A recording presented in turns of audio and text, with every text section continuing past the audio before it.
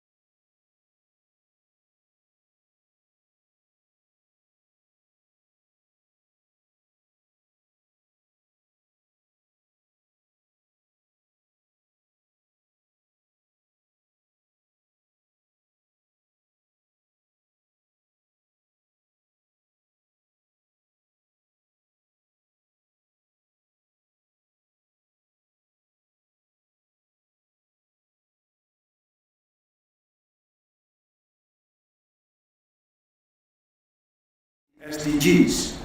And we'll be taking a look at this in particular from the point of view of what academies of science can do to promote or to share their knowledge and to give policy advice based on their knowledge to these global challenges.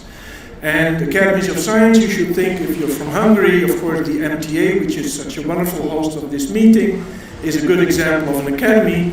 And globally, academies share their work through what we'll be sharing with you today. My name is Wim van Saar. I'm the president of ESAC. I'll tell you a bit more about ESAC in a minute. But first I would like to share with you the program. We'll first have a keynote talk by Helena Nener, the president of the Brazilian Academy of Sciences, and I'll tell you why we invited Helena in a minute. Then Helena and I will take a few minutes to talk about what science academies can do for global challenges to give their science for policy advice. And then we have 3 talks by Rosa Castro on the climate change and health, by Thomas Elmquist on food production and food security, and Sol Molnar, who will be talking about biodiversity issues. And then we'll have a panel discussion that will also be joined by Jason Jabbour, who's here on the panel in front. Now, as I said, just a word about ESAC, the organization which is organizing this session. It's the Organization of Science Academies in Europe that is aiming to give independent science for policy advice, in particular on environment, energy, and biosciences and public health.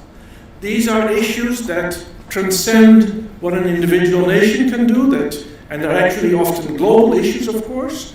And ESAC is the organization of academies that join hands, that work together to give science advice aimed in particular at the policies of Brussels, or giving advice to the countries in Europe, and in particular to what the European Commission is intending to do on these issues. We're also, and I'll explain that a little bit later, you see that if some of you can see it, IAP was also organizing a session on global or climate change and health yesterday, with a regional network also of IAP, which is the global network. But again, we'll come back to that. So, without further ado, let me introduce Helena Nener. And Helena will speak on the recommendations of the S20. Now, not all of you may know what the S20 are. You do know, I'm sure, what the G20 is, the collection of the largest countries in the world that come together regularly, and this year Brazil is chairing the G20. Now, about 10 years ago or so, the countries or the academies from the G20 countries decided to also form the S20, the Science 20 countries.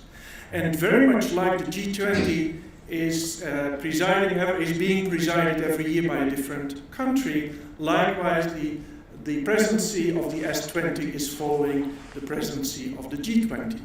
And so this year, as you know, the G20 is being chaired by Brazil. This year, the Brazilian Academy was chaired by the Brazilian Academy of Sciences. And Helena Nener played an extremely important role in bringing the science academies from the S20 together. I had the privilege of being invited by her to the meeting in Rio in July, where they drew up the final communiqué and advice from the S20. And it was with a combination of extreme wisdom and perseverance, and I would say friendliness and charm as well, that Helena was able to bring these countries, the academies from these countries together, and have a number of very important recommendations. And I'm not going to give away, but I know that your work has been very successful, but I'll let you tell about that. So Helena, we're very happy that you've accepted our invitation. Helena Nener is a professor emeritus from the University of Sao Paulo, and her field is biomedical sciences. Helena, the floor is yours. Good morning to all of you. It's an honor to be here. It's an honor to be presented by you women. I want to thank ESAC for this kind invitation and everyone from the World Science Forum, because it's a panel that's becoming very important for the globe. I'm going to bring some informations on the communique. That's the final document. And I just want to make sure that everybody remembers who are the G20 members. Argentina, Australia, Brazil, Canada, China, France, Germany, India, Indonesia, Italy, Japan, Mexico, Russia, Saudi Arabia, South Africa, South Korea, Turkey, United Kingdom, United States, and this year it starts with African Union, and we have the European Union. And what Brazil decided, Brazilian Academy of Science decided to do that was different from the other meetings of the S20. We decided to invite different other partners that discuss science in order to get people together into the same pace. So we invited ESAC, we invited IAP, we invited ISC, International Science, all academies that were not directly into the group of G20, but partially, because the G20 has the 5 continents. So, and the G20 represent around, it varies a lot, but around 80%, 85% of the global economy. But I want to point out also something that's very relevant. G20 members do not have the same, not only economical conditions, because that changes, but what's much harder to change is demography. Demographic conditions are totally different among the G20 countries. We cannot forget that, and that is true whenever we discuss science. Science for whom? Why? How can we implement that? For instance, Europe has a much older population in comparison with India. That's the majority is young generation or Indonesian and so on. I want to make this point clear. And Brazil, how did we manage to get people into this drive into science? We are very concerned in Brazil, the Brazilian Academy of Science, as well as IANAS, as well as ESAC. That's why we're having this meeting here with the 23rd agenda. And unfortunately, our government sometimes do not remember documents that they signed. And I always want to start with this. In September 2015, at the United Nations General Assembly, 193 heads of state and government and high representatives committed to the 23rd Agenda for Sustainable Development. They designed, after several discussions, there were too many, it was shrinking, and finally we got to 17 Sustainable Development Goals. And what we cannot forget, it's clearly written, the ethical principle of equity. Leave no one behind. That's the most important statement, in my opinion, of the 23rd Agenda. And unfortunately, we are far, far away from that. So here are the SDGs, everybody. I'm not going to talk about all of them. And I truly believe that all SDGs face challenge with climate change. And that's another issue that we need to approach we should have approached already, but we need to move forward because people are still questioning climate change. I don't know how many of the ones that question took attention to the water that poured in Valencia, in Spain, a few weeks ago, all of a sudden, and more than 200 people, old people died, and died because they couldn't move, because of, and that's something that happens. In Brazil, there is a river that's now a road because it's totally dried. And a few months before, we had rain all over Rio Grande do Sul, the state in the south, that destroyed more than 25 cities. So climate change is a reality. And I like a lot this paper that was made by Sachs, who is a fighter for climate change, for sustainable development goals, and has as a co-author a very nice, important economist, Mariana Mazzucato.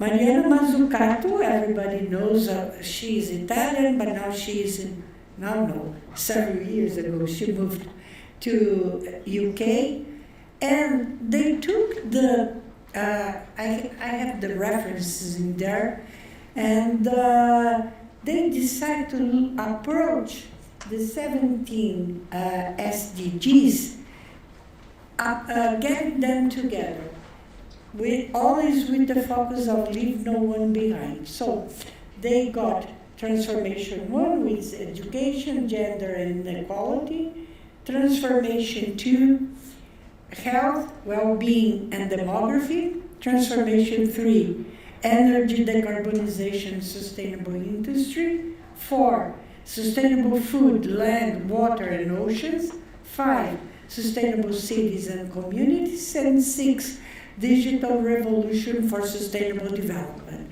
They grouped some of the SDGs. And in this panel, we're going to have important inputs in some of these transformations. So, Brazil, as the host for the Science 2024, Science 2024. It sounds like a song. But we decided that, with bearing this in mind, we should have as a motto, science for global transformation. And there are too many topics. So we decide to have artificial intelligence with a discussion ethics, social impact, regulation and knowledge sharing, bioeconomy, shaping the world toward a sustainable planet, energy transition process, renewable energy, social and economic impacts, health challenge, quality actor, and so on, and social justice. But if you pay attention with the results that I'm going to show you very briefly, and we have some copies in here of the communique, social justice percolates all of that. Without social justice, we just wrote down social justice as a specific topic, but indeed, without bearing in mind social justice, you will not have what you want for the outcome of artificial intelligence, bioeconomy, energy transition, or health. Because all those can give more social injustice. And we're going to move just in the opposite direction. So what we did very briefly, we set up several groups in our academy, wrote some thoughts for each task force, and sent to all academies in December, I think. And asked them to discuss internally what do they think about that, and come to Rio for the first meeting so that we could have a good discussion on the topic and go back home and then set up what would be a good text to finally, in July, write the communique. That took several months back and forth, sharing papers, and finally, at the meeting in Rio, we indeed had a communique that was written by all academies. And at the end, since some presidents, we had many presidents present, but some were not able to be there. So we gave them 15 or 3 more weeks to go over the document, and minor corrections could be made. And I'll show at the end how many signed it. So, artificial intelligence, I highlight some things that I want to share with you. Job security and work's right. We need to think about that. Regulations and data governance. Without having a global way of looking, we are not going to move forward. The discrepancies among countries and within countries is going to increase. We cannot forget that. Invest in data infrastructure, because we are not going to compete with Google, ChatGPT, or others. But we need to have investment by the governments in some facilities that could be shared. So all of that is written in the manuscripts that we brought some in here, or you can find in the website that's still on the S20. We need to have, as I pointed out, regional academy research centers. We need to pay attention to oversee the AI technologies that may exceed human control. I don't know how to do it, but we need to start thinking, because that's not something from a science fiction book.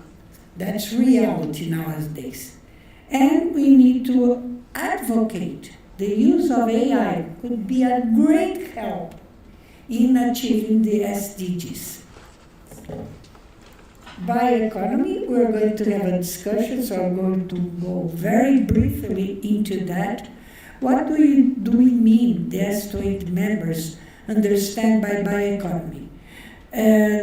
On supply of goods derived from renewable biological resources.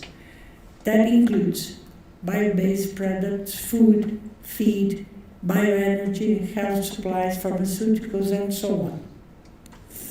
And they have to be in line with the SDGs.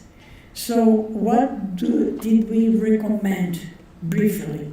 Invest in research and infrastructure, integrate social justice, integrate with the communities that are around the place where you are going to have this bioeconomy process going on, and robust international and multilateral cooperation.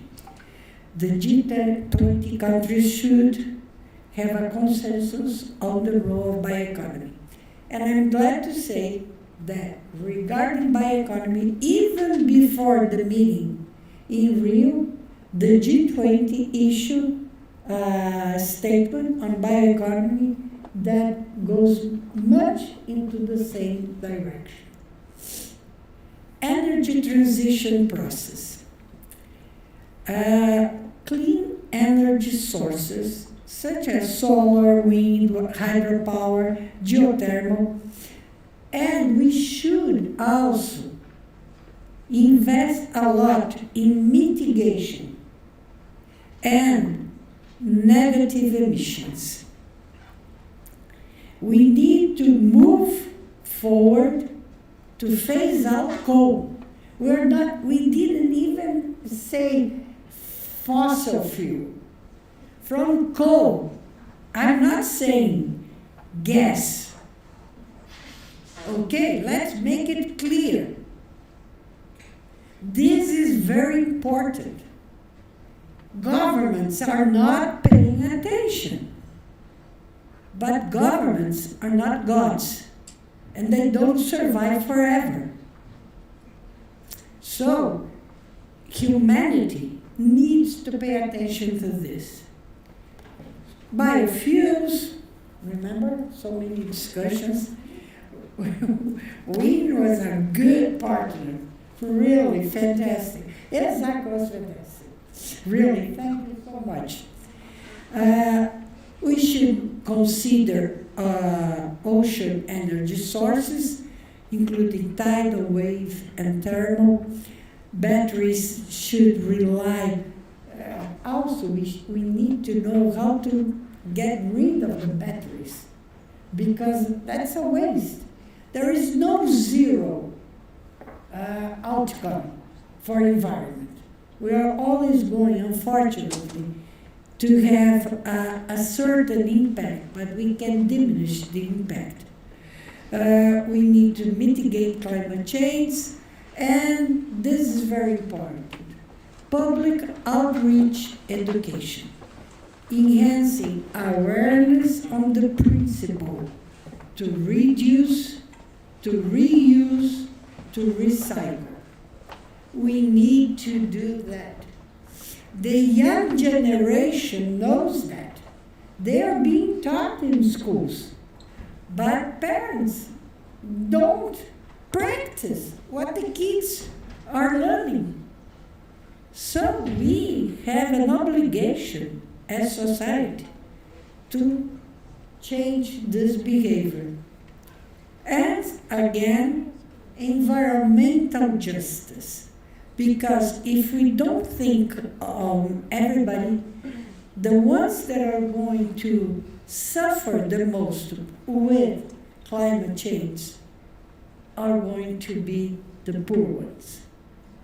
It's not going, because I don't know if it will be in Mars already, but it will not help to go to Mars. It's my opinion. Because we still don't have the conditions to be there. So we need to take care of this planet. It's the only one up to now, even though there are some people that believe that extra life comes around once in a while. But up to now, what we know is this planet, and we need to take care. Yeah, I'm going to finish. Health challenge, I talked already, and social justice. And here is the final document. It was signed by 19 of the 20. Unfortunately, just one country didn't sign for a minor word. We even tried to put an asterisk saying the word that they want, but it didn't work out.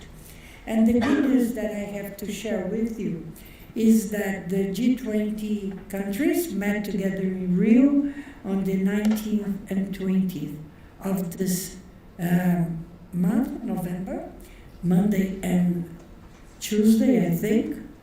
And the document that was issued endorses most of the propositions made by science. I don't know if they are going to do it, but at least it's written. It's a victory. And here I want to thank Yazan for this invitation, and my academy, and my alma mater. Escola Paulista de Medicina, Federal University of São Paulo. Thank you so much.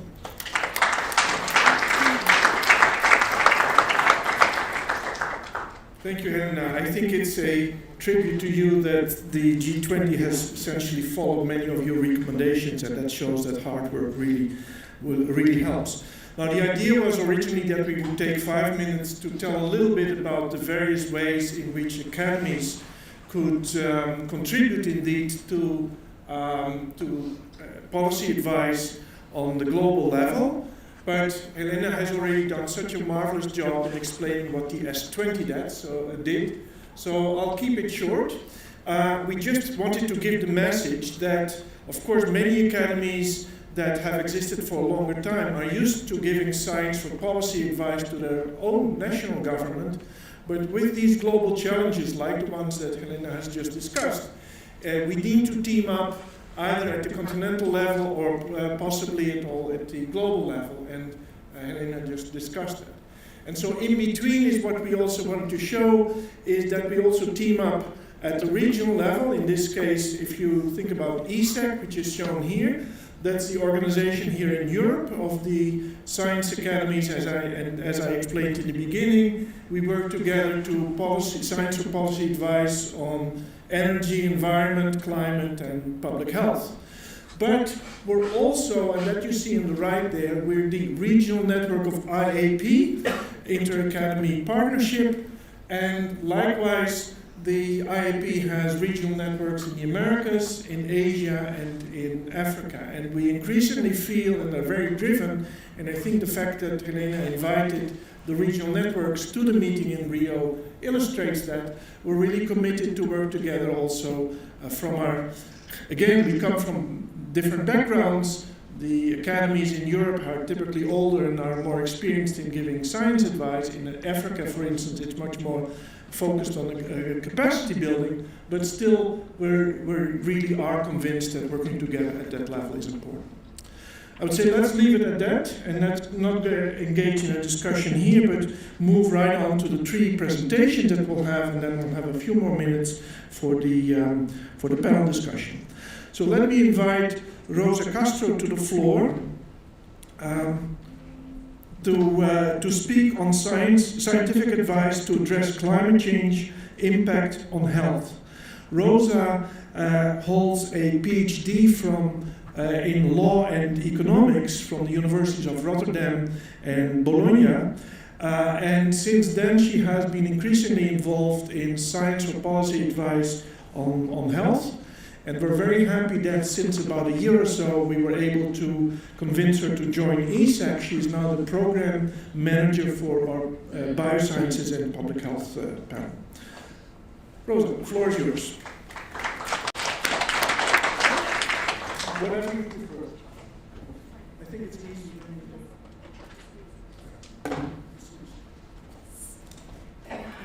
Thanks so much, Tim, and good morning, everyone. I'm very honored to be here in this amazing panel. It's going to be difficult to follow Wim and Professor Nader, but I'll do my best. I wanted to say a few words, I think, today, and then leave the floor also for my fellow panelists, and to engage in questions. But I wanted to bring the example of the work that ESAC did on climate change and health, because of, I think, basically 2 big reasons. One is that this picture that you see here was a report from 2019 that was published in 2019 on climate change and human health.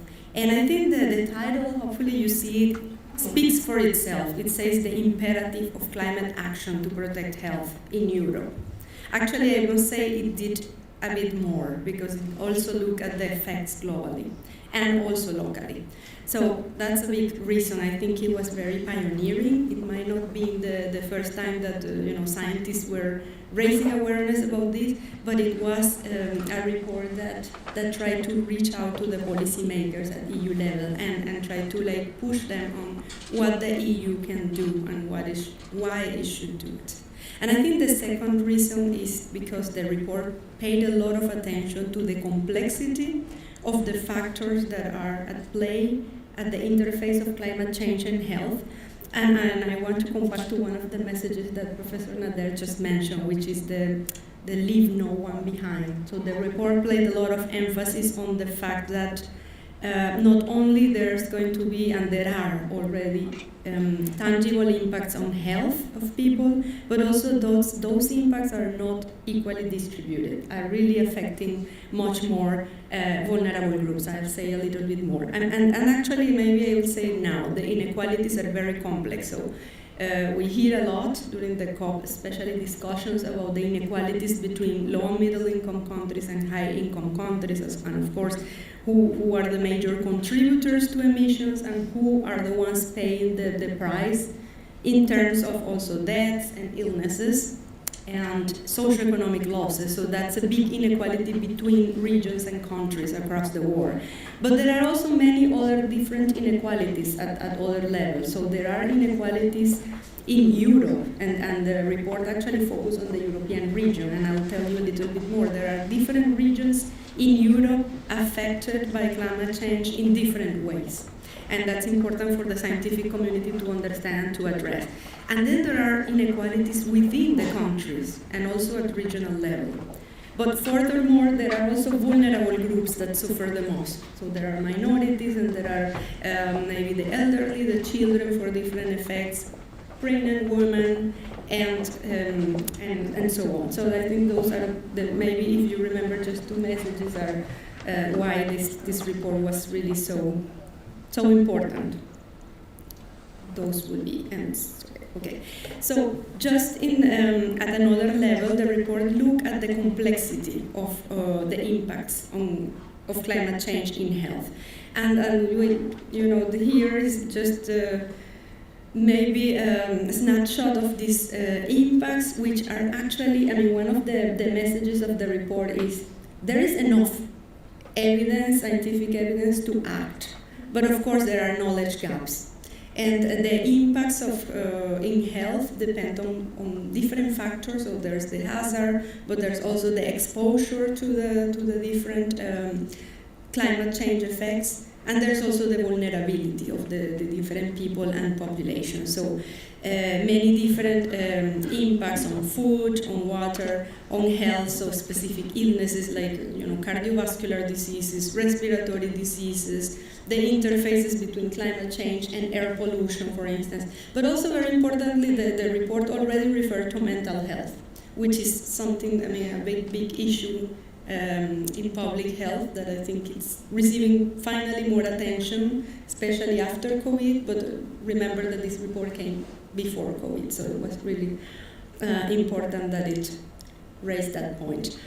So just to give a very, very quick example, for instance, this report built upon previous work by Isaac actually looking at the effects of climate change in infectious diseases in Europe. So this is just one of the indirect impacts, because it's actually about the presence of different vectors. So we have mosquitoes in different parts of Europe, and obviously because of climate change, there's these so-called climate-sensitive vectors that are now finding a more hospitable place in many places across Europe. So the beginning, you can see the different colors refer to the outbreaks of West Nile virus in Europe in different points of time.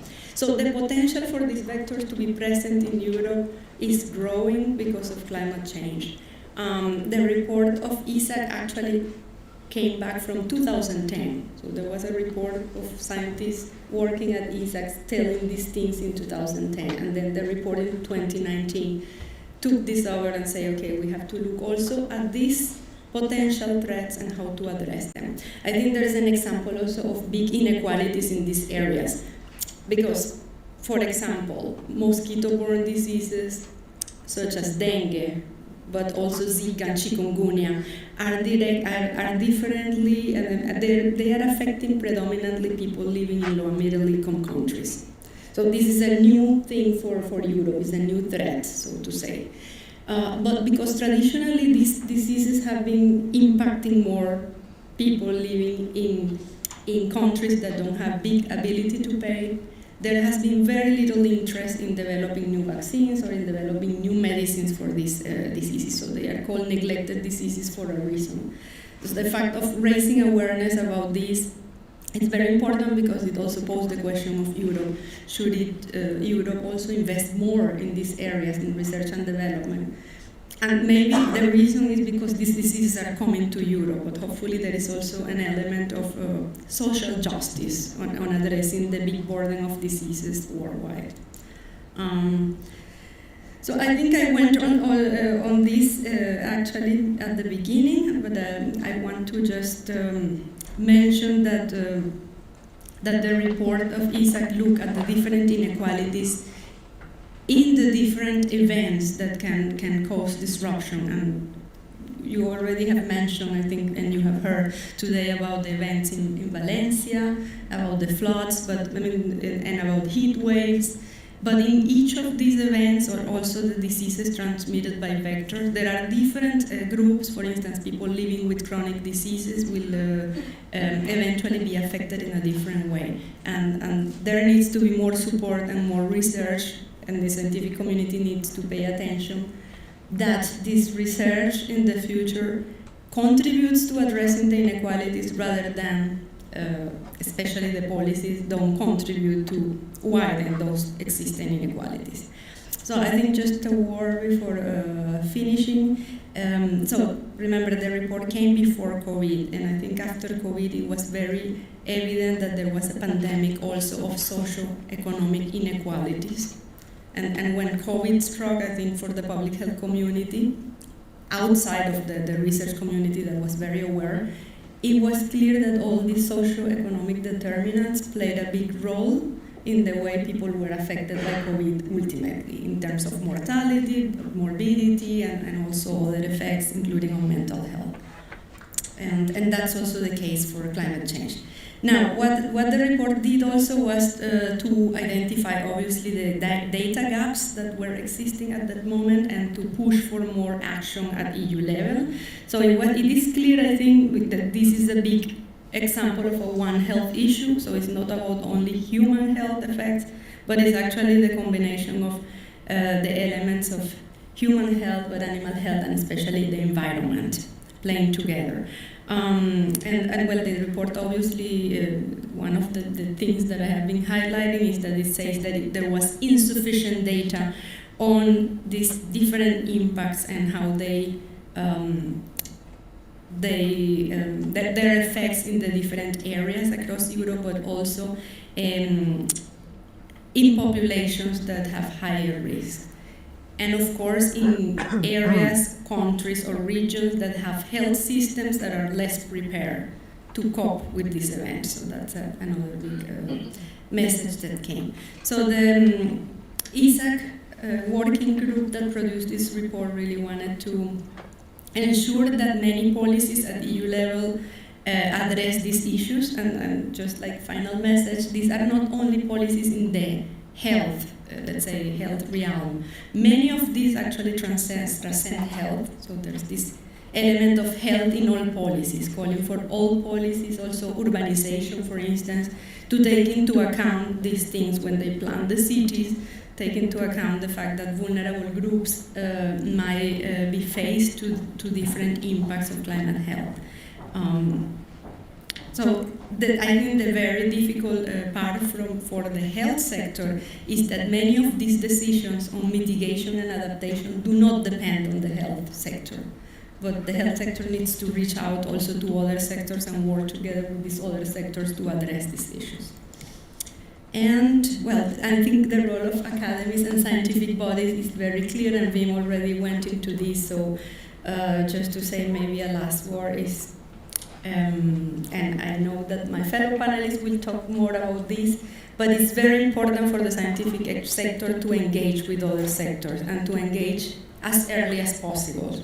So not only when the report or the final review of evidence are published at the last part of the work, but really since the beginning to address the real questions that communities and that the people affected by these impacts are living. So thanks so much. Thank you so much, Rosa. We'll continue with the presentation by Thomas Elmquist, who since early this year is the program director of the environment program of ESAC, and he will speak on food production and food security in a changing climate.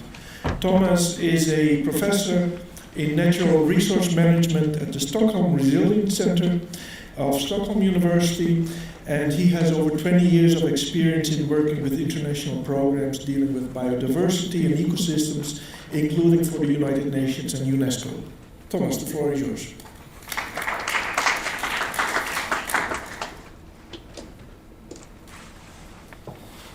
Thank you very much, Wim, and good morning, everyone. So this session was about the science policy framework and how that could assist the implementation of the SDGs. So I'm going to focus in my presentation on one of these SDGs, SDG 2, on achieving zero hunger. And I think this SDG is in real jeopardy, and there are many reasons behind it, but one is climate change. That is really going to be a big challenge, given what we now know about the accelerating change we are experiencing around the globe. And looking at projections for the future when it comes to agricultural productivity, it's not a very upbeat picture. We have large areas of the world, Latin America, Central America, and even southern US, which will, in some areas, experience up to 50% reduction in agricultural productivity until 2080. So this is a long-term projection. And then, as you see, most of Africa will experience a reduction in agricultural productivity. South Asia, Western Australia, while you have other areas in the Northern Hemisphere that actually will perhaps see an increase in productivity. And the reason for that is that climate change has multiple effects. One effect, actually, of increasing carbon dioxide in the atmosphere is that you have a fertilization effect, that you boost the photosynthesis. And so in some areas, you will actually increase productivity just because of an increase in carbon dioxide. But also in areas in the Northern Hemisphere, particularly where you will have a shorter or longer season, you could perhaps go 1 or 2 crops or even 3 crops where you currently only could grow 1. And you will have perhaps more precipitation in areas which now are experiencing temporary droughts. So that are effects that could happen perhaps more in the Northern Hemisphere. In the Southern Hemisphere, we are more likely to see more severe droughts, heat stress, pests, and actually a slow growing during the vegetation period. And you could also have, as we've seen in Brazil, for example, flooding events coming, destroying crops over large areas. So there's this mixed picture of what climate change will mean. So if we look globally in the future, what are the prospects for production of major crops? And here is one analysis. And if we look at the temperature interval between 2 and 3, which is where we are heading, unfortunately, we can see for maize, rice, wheat, and soy that there is maybe a 20% reduction globally of agricultural productivity. For some reason, rice seems to be a little bit more resistant, even with increasing temperature, which is interesting, that rice might have that capacity. But agriculture is not only affected by climate change, agriculture is also contributing to climate change, and we need to keep that in mind, that agriculture and agricultural sector, including forestry, is just as responsible as the energy production or transportation or industry sectors when it comes to emissions. So the agricultural sector also has a very important responsibility when it comes to reducing emissions. And there are, in fact, a lot of potential. This graph, which was published by IPCC, show the potential reduction of carbon dioxide in the atmosphere if you invest in different measures. So the best effect, of course, you have investing in solar and wind power because you will reduce coal and oil and gas emissions from the atmosphere. But it's also interesting to see that carbon sequestration in agriculture comes out as one of the dominant ways we can, or strategies we can have on the planet to reduce carbon dioxide, that there is this unlocked potential in the agricultural landscape of capturing and storing much more carbon. There's been a lot of discussion about methane coming from agriculture, but if you look at this figure, methane emissions they are important, but they are rather insignificant compared to the big capacity that is there of capturing carbon and storing carbon, particularly in the grasslands. And one reason why there is this large potential in agricultural landscapes is that generally we have two different types of soils. We have organic soils, which derives from former wetlands that have been drained and now used for agricultural production. Or we have mineral soils, which is the dominant. So in Europe, only 2% of the soils in agriculture are organic, derived from previously drained wetlands. But they represent a massive emission of carbon dioxide, the absolute majority.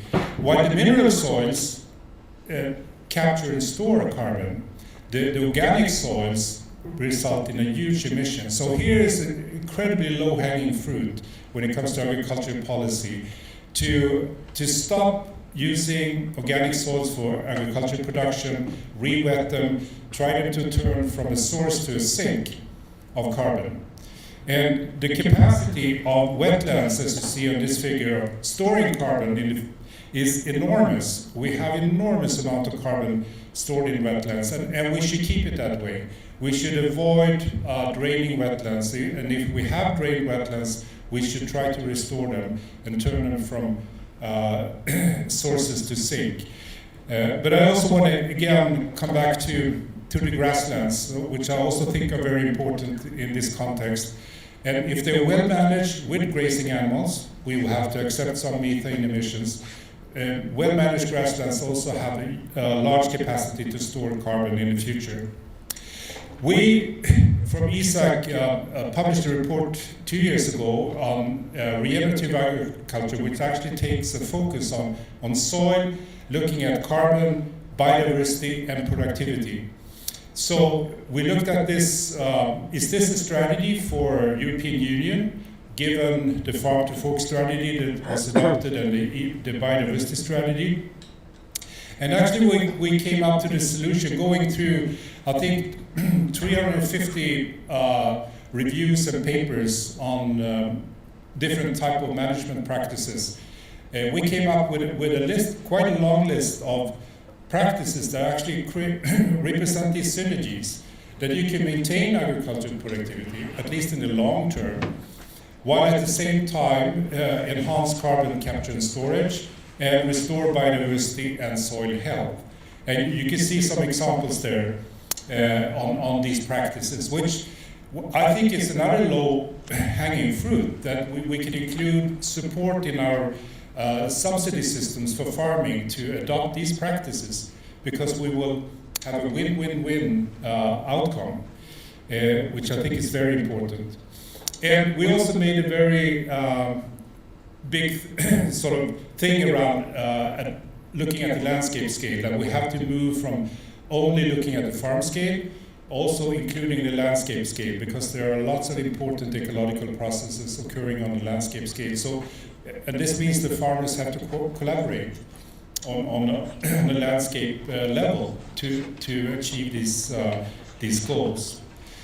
I want to end by saying that it's not enough if we're going to reach this SDG 2 and looking further to feed the world's population, just to focus on the production side.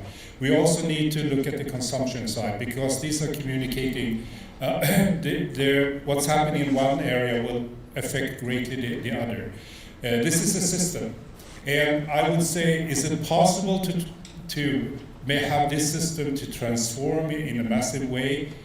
I would say yes, but it will depend on that we actually could mobilize not only the research community, natural science, social science, and humanities, but also other knowledge holders that have crucial knowledge for this to happen. Not only to come up with innovative solutions, but also understand what are the barriers for implementing the solutions we already have. That's another really important issue. And I think with this, having this, I think this World Science Forum could send a strong message to the world that we need this collaboration, not only among scientific academic disciplines, but also close collaboration with other knowledge holders to solve this. Thank you.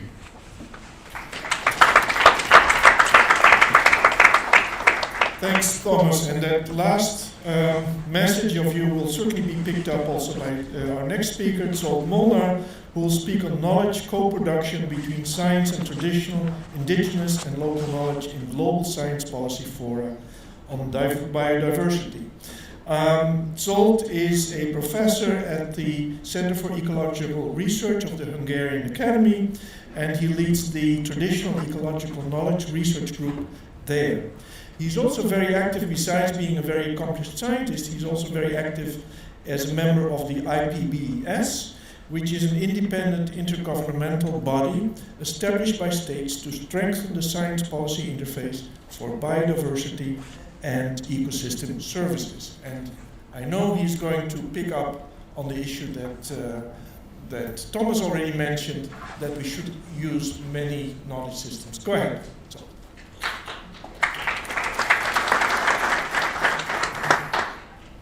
Thank you very much. Thank you, Imre, for the introduction. Let's start with the take-home messages, okay? Before I forget. So the key message is that science is simply not enough in our crisis, multi-crisis. And we have other knowledge systems of humanity we can collaborate with and we can work with. And as a scientist and also as a member of the IPBES society, we know that looking through different eyes is very useful, and it enriches our understanding of the world and enriches our suggestion for policy. But let's start with the opening ceremony, which was full with music, which was co-produced by the traditional knowledge of folk musicians and classical musicians. And Bartók and Kodály, two of the early co-producers of this knowledge, should be mentioned. And also, Peter Gluckman mentioned the transdisciplinarity and the collaboration between the scientific knowledge system and the indigenous and traditional knowledge system, religious knowledge system. He mentioned political knowledge system, yeah, it's developing, and also the practical knowledge system. There are people, land users, who had a deep knowledge and deep connection to the land and sea and waters they manage, but they are very often neglected, not only by policymakers, but also by us scientists. Let's just give you one example, actually taking up what Thomas already mentioned, agriculture. 40% of the land surface is grazed because we cannot produce food on those lands otherwise than through animals. And let's start from the ground, because traditional knowledge is from the ground. This is 2 seconds in a slow motion video when a cattle is feeding. And most of the studies by scientists are doing it on grasslands which have less than 5 species. But most of the natural, semi-natural pastures globally are multi-species. We saw that the cattle ate the grass, but avoids the next plant. And that plant was a legume full with protein. Why a cattle doesn't eat a plant that is full with protein? What we know, that more than 300 people know it, because they are herders and pastoralists, and they know how they manage these species-rich habitats. And there are less than 50, actually less than 8 good publications on this moment. And this moment, how the plant biomass is turned into meat biomass, is crucial, because if we want to utilize our grasslands sustainably, if we want to protect biodiversity on these areas, we have to know more about this moment. And science was for many, many decades blind of this moment, but millions of people have knowledge about this. IPBES, the Intergovernmental Panel for Biodiversity and Ecosystem Services, is in the front line how to co-produce knowledge between science and traditional knowledge. There are many assessments, and IPBES is improving. I joined IPBES in 2014, and I remember that year by year the efficiency and the ethics of knowledge co-production was increasing and still increasing. The Convention on Biological Diversity, the Rio Convention, is also very rich in it. There are some pre-IPBES efforts by UNESCO and others. IPCC is much behind, and you can ask why. I will tell you later. Just one slide on how IPBES argues for the use of other than scientific knowledge systems. The problem is there are challenges, because we are scientists, we have a different worldview, and it's really difficult to work with traditional knowledge holders. We have to build not simply capacity, but methodologies, approaches, how to work with those people who are very knowledgeable locally, but often less knowledgeable globally. How to bridge this scale gap. So back to climate change. So science is able to model climate at the global level, but science seems to be behind how to adapt to climate change very locally. And those people who already have a deep understanding of the processes locally can have good ideas. And if you combine the global understanding, regional understanding of science with the local understanding of these people, then you can do something better. We should not forget that 40% of the state protected areas are on indigenous people's land, having indigenous and traditional knowledge, and also 40% of the remaining natural areas are on their land. So if we don't collaborate them, and if we let mining industry, infrastructure, or intensive monoculture to spread on these indigenous lands illegally, very often illegally, or supported by some governments, then we will lose huge amount of biodiversity in these areas. So we need human rights-based approaches. It's very easy to set and very difficult to say, because we are more or less living in a colonial mind, even in Europe, and even if we don't think so. Why indigenous peoples and local communities are important? Because they have a very diverse contribution to the protection and the maintenance of biodiversity. This is a key figure of the summary for policymakers of the global assessment.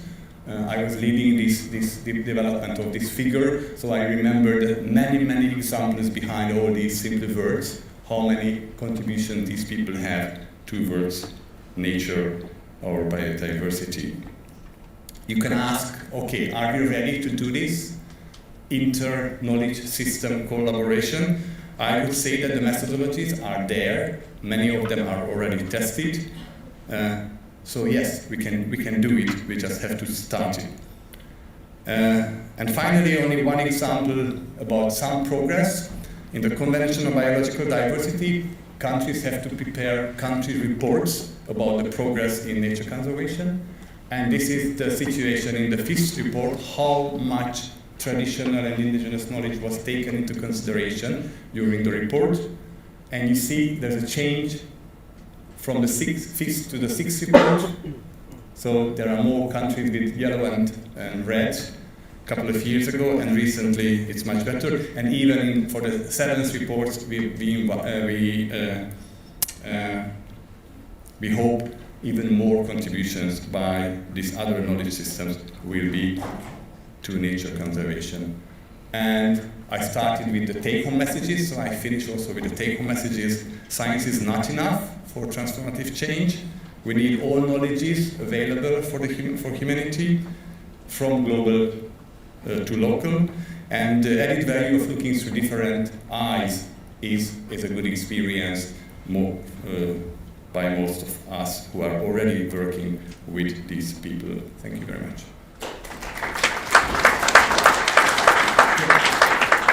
Thank you very much, Zsolt. Initially, we had hoped to have a longer time for the discussion, but unfortunately, there will not be time to have the audience ask questions.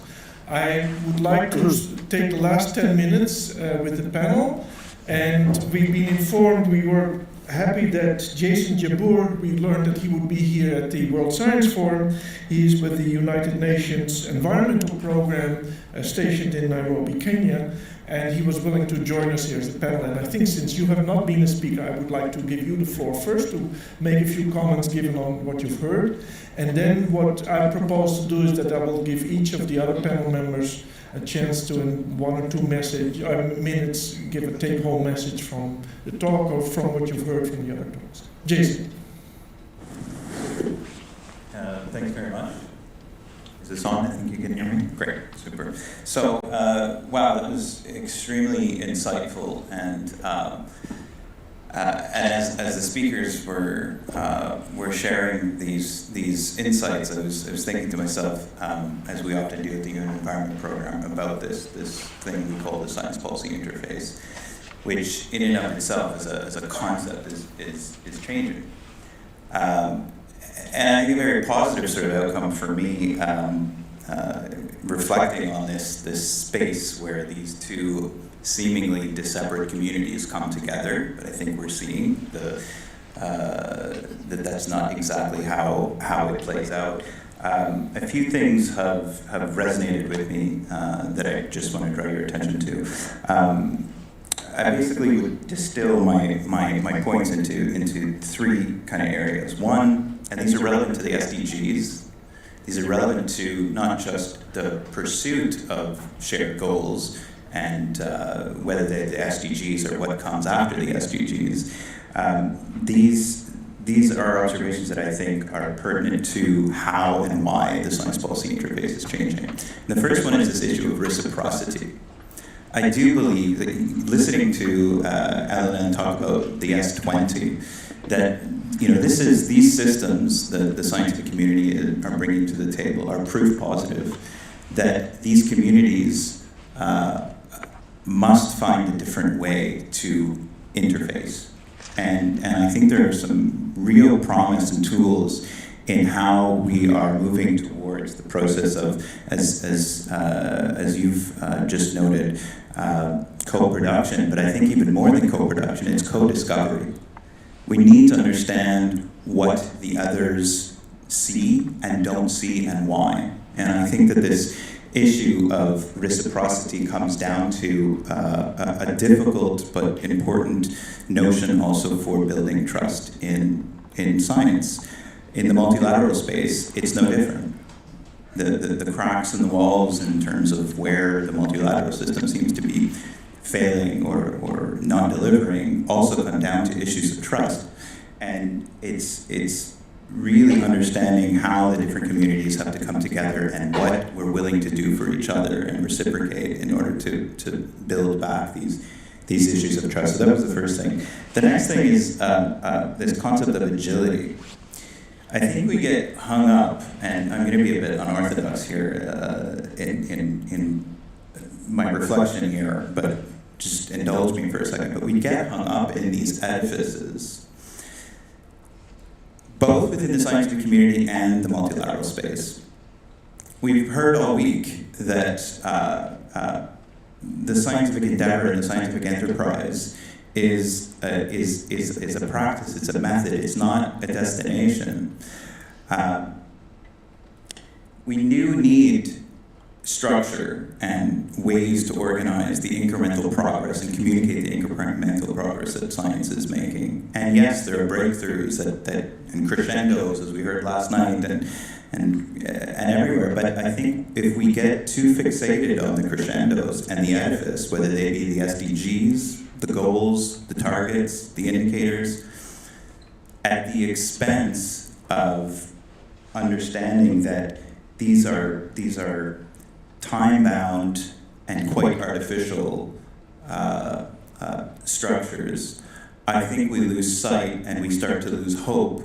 And I think that there's a message there that as important as the milestones and the goals and the long-term endeavors and ambitions are, both within the scientific enterprise and multilateralism, we need to have the agility to course correct, the humility to say, I think some of these indicators are actually wrong given the changing context, and the ability to move as a community towards possibly a different shift.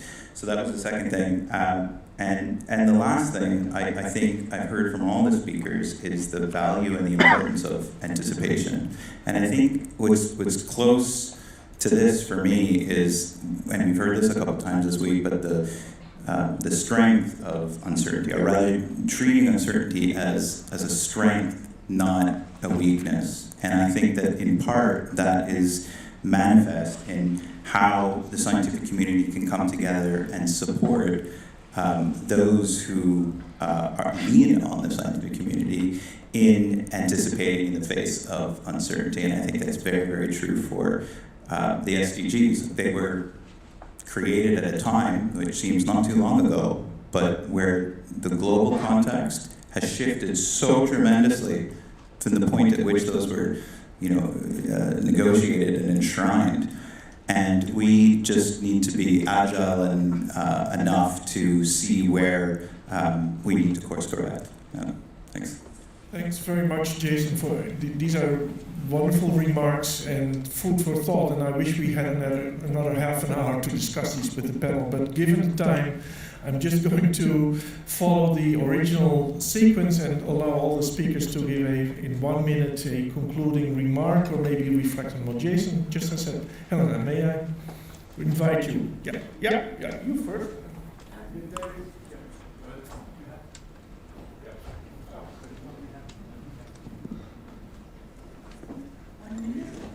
Okay. Okay, so I would say do not forget social justice. If we keep that in mind, I think we'll be able to move forward, because social justice includes education, equity, fair treatment for all, health, everything. So that's my final quote. In 1 minute, less than 1 minute. I'm sure you would have several other things to mention, but thanks a lot. Rosa. Okay, so I think climate change is a major threat to health, if not the major threat to health right now. And reflecting on what we heard just from Jason on anticipation, that's really, we are not even at the level of anticipation now. We really have to address it, but also anticipate what's coming next. Just on the bright side, if there is any bright side, one of the things that the report of Isaac also said is that there is big co-benefits for health that will come up if the policies on mitigation and adaptation are implemented in the right way. And I think the right way is what we heard, is involving also the communities, the other forms of knowledge. And this is really important going forward. So these co-benefits can be because we create more green spaces, we improve the quality of the air, and we will improve also mental health of people if the policies on adaptation and mitigation are built upon strong science, but also upon this discussion with the communities that are affected. So. Thank you, Rose. Thomas. Thank you. I think these days we are really looking for what are the good signs, something we could feel good about. And I just want to mention one thing, being at the COP16 in Cali in Colombia a couple of weeks ago, that even though the outcome of the meeting was sort of mixed, there was one important step forward, and that was that indigenous and local communities finally got a formal platform to speak up and have their voices heard. And I think it's incredibly important because it would help us enriching the picture and also reach out to different communities and sort of really have a strategy for implementing solutions. Thank you. Salt? I just realized that we have a very nice picture, a figure on the screen, which is a multiple evidence-based approach.